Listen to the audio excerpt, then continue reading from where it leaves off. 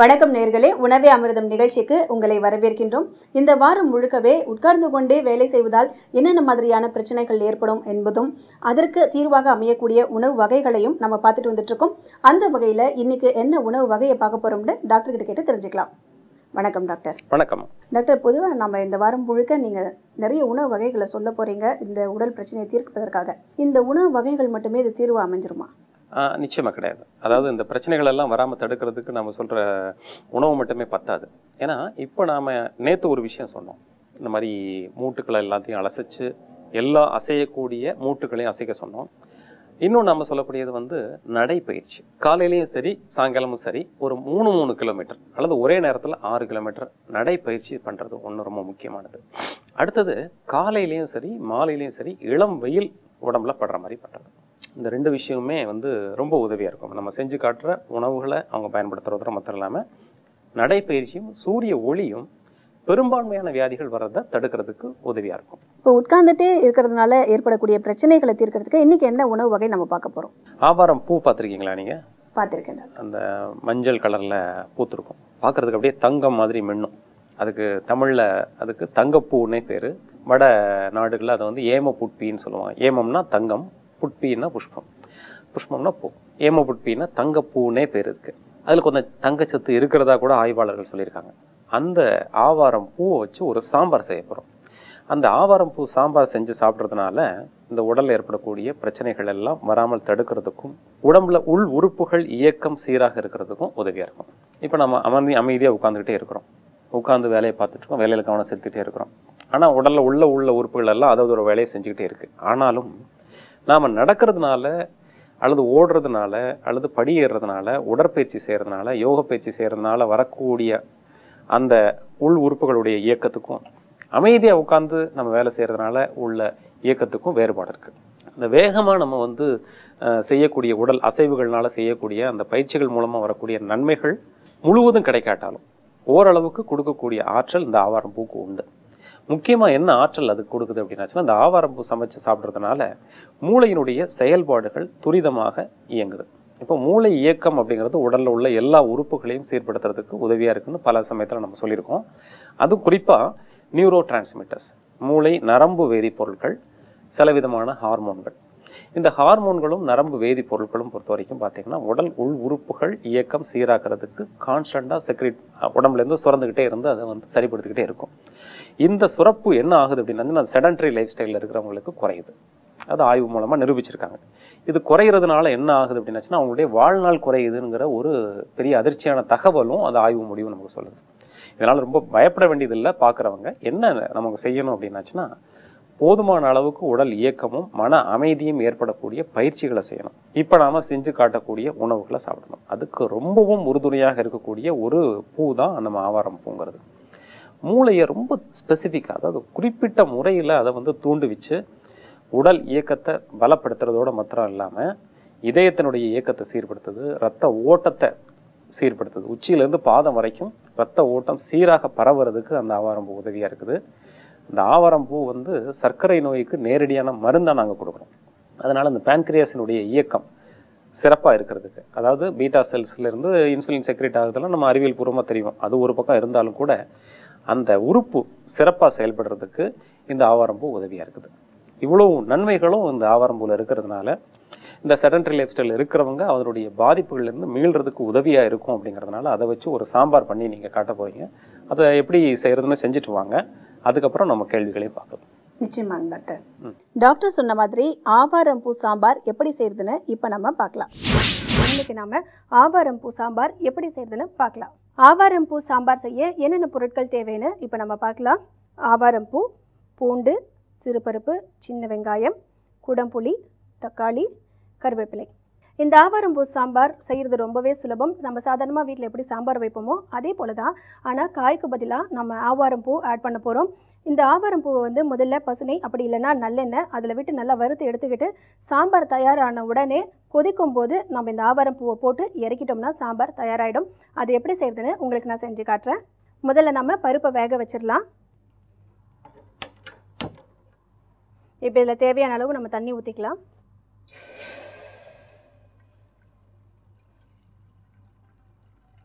இப்போ இந்த குக்கரில் தண்ணி நல்லா காய்ச்சிருக்கு. இதோடு கூட நம்ம பருப்பு, வெங்காயம், தக்காளி இதெல்லாம் போட்டு ஒன்றா சேர்த்து விசில் வர வச்சிடலாம். பருப்பு போட்டாச்சு. அடுத்ததாக சின்ன வெங்காயம். சின்ன வெங்காயம் தாளிக்க கொஞ்சம் வச்சுட்டு மீதியெல்லாம் போட்டுடலாம். நம்ம தக்காளி, கொஞ்சமாக தேவையான அளவு உப்பு. இப்போ இதை குக்கர் நல்லா மூடிட்டு ஒரு 4 விசில் வர வச்சு எடுத்துடலாம்.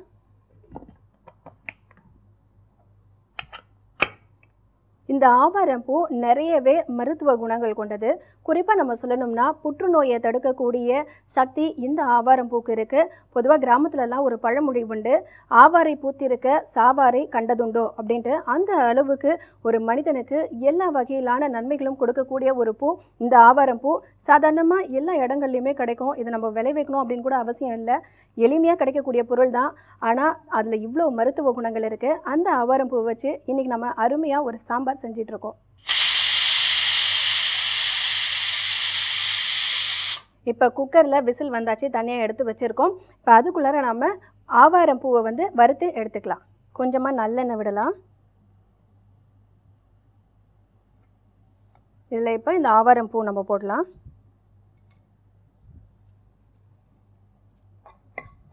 இப்போ இது நம்ம சரியான பதத்துக்கு வறுத்தாச்சு. நாம் இதை ட்ரான்ஸ்ஃபர் பண்ணிக்கலாம்.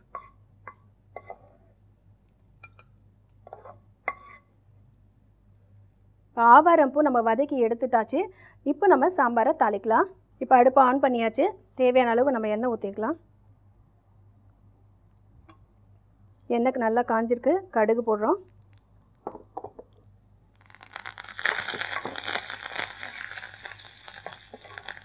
கருவேப்பிலை போட்டாச்சு. அடுத்ததாக சின்ன வெங்காயம், அடுத்ததாக பூண்டு, இப்போ காரத்துக்கு மிளகு ஆட் பண்ணிக்கலாம்.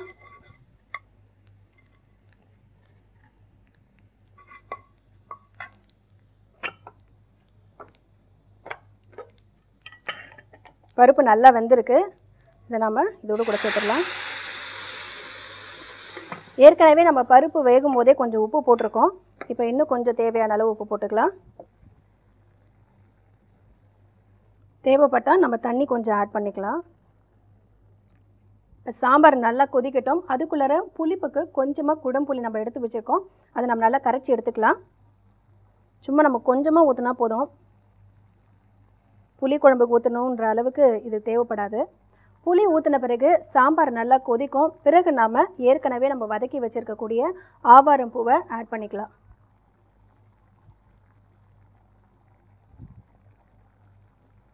சாம்பார் நல்லா கொதிச்சாச்சு. இப்போ நம்ம அடுப்பை அணைச்சிட்டு அதை நம்ம பவுலில் மாற்றிக்கலாம்.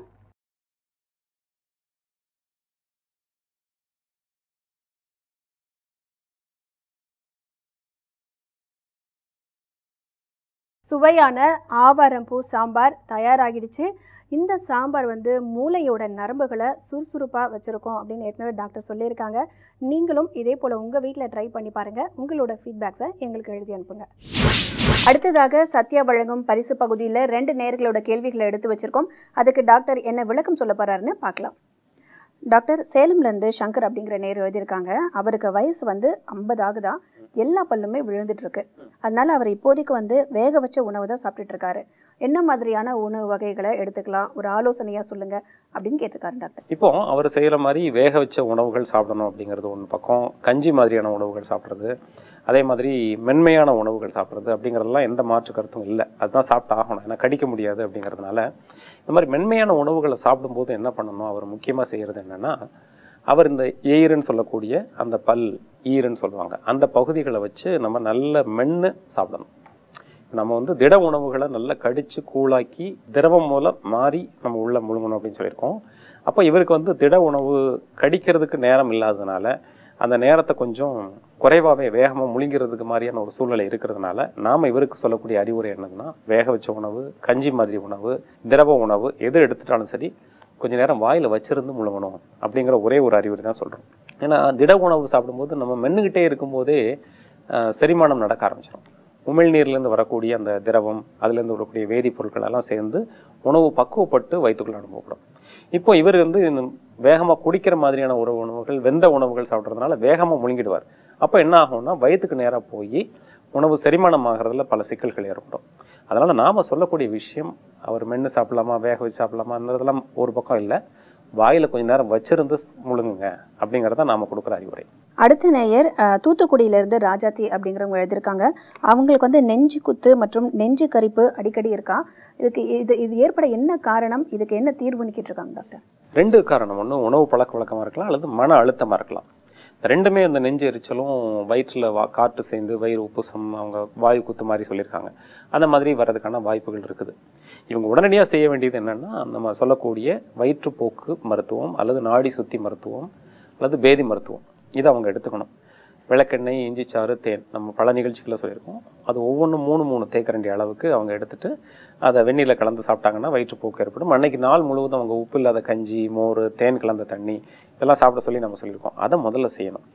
செஞ்சு முடித்த பிறகு உணவில் ரொம்ப முக்கியமாக ஆரரூட் பவுடர், கூகை மாவுன்னு சொல்லக்கூடிய அந்த மாவை கஞ்சி மாதிரி செஞ்சு சாப்பிட சொல்லணும். அதை நம்ம நிகழ்ச்சியிலே செஞ்சு காமிச்சிருக்கோம், இன்னொரு தடவையும் சொல்கிறோம். 1 தேக்கரண்டி அளவுக்கு கூகை மாவு 1 டம்ளர் தண்ணீரில் கலந்து கஞ்சி மாதிரி காய்ச்சறதுக்கு 5 நிமிஷம் தான் ஆகும்.